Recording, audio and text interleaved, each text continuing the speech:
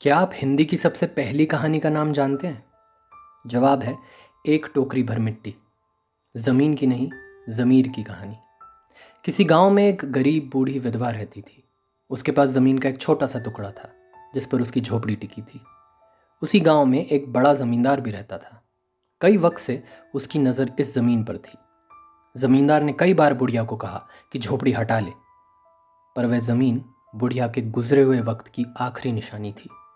उसका पति और इकलौता पुत्र चल बसे थे। बहू 5 बरस की बेटी को छोड़ गुजर गई थी। अब बुढ़ापे में उसकी पोती ही उसका एकमात्र आधार थी।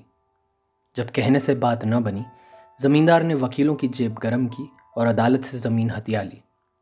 विधवा को उसकी झोपड़ी से निकाल बाहर फेंक दिया गया। बेचारी कहीं और जा बसी। एक दिन जमींदार हड़पी हुई जमीन पर टहल रहा था। तभी विधवा एक टोकरी लिए वहां आई।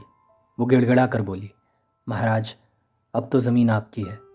सिर्फ एक विनती है, मैं ज़मीन से टोकरी भर मिट्टी लेना चाहती हूँ। उसी मिट्टी का चूल्हा बनाकर रोटी पकाऊंगी।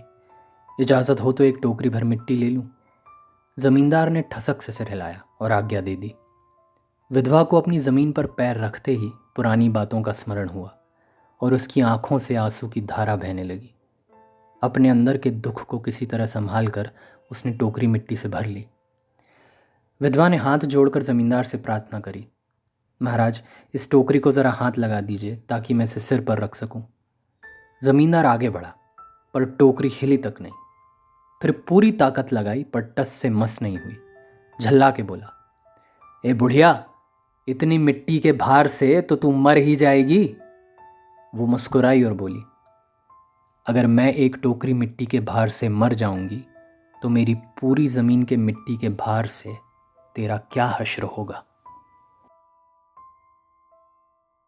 ऐसे ही एहसासों के लिए सब्सक्राइब करें रसांतर टेल्स, जहां शब्द बन जाते हैं आवाज़।